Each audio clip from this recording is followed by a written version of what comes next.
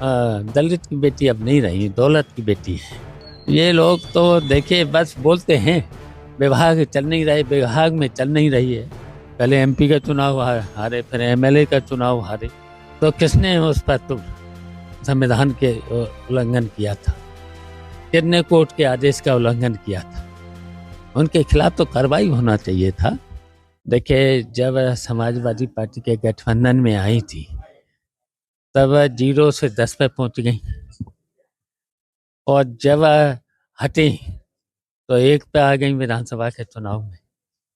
देखिए, समाजवादी पार्टी ने तो पूरी तरह से मदद की थी, और कभी हम लोगों ने कमेंट भी नहीं किया उन पर।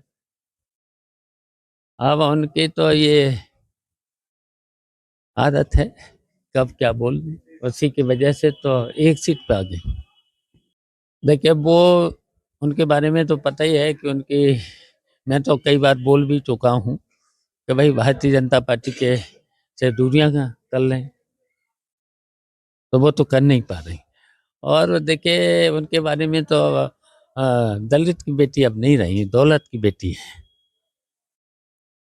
और देखिए, अपने जितने भी उनके पार्टी में लोग थे, अपनी पार्टी के लोग, उनसे केवल वसूली की है पैसे की, वसूली कर करके तो इस 1 पे आ गए।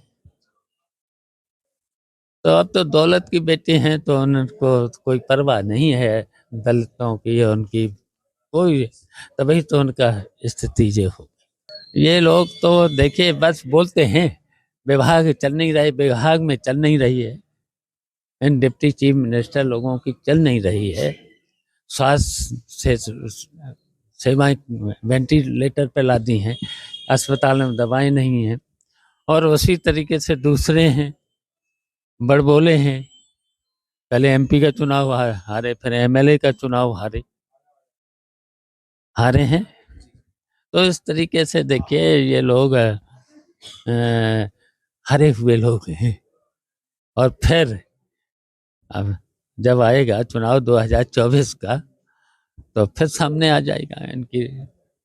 देखिए, संविधान की रक्षा की गई थी, कोर्ट के आदेश का पालन हुआ था, कोर्ट के आदेश का पालन हुआ था। ये तो झूठ बोलते हैं, भारतीय जनता पार्टी के केवल झूठ बोलते हैं। बताइए, कोर्ट का आदेश का पालन हुआ था, संविधान की बस रक्षा हुई थी।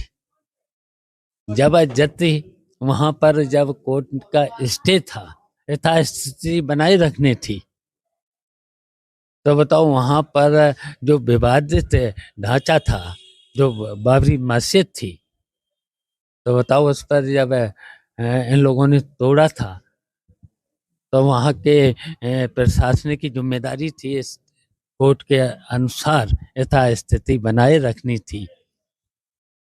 तो किसने उस पर तो संविधान के उल्लंघन किया था?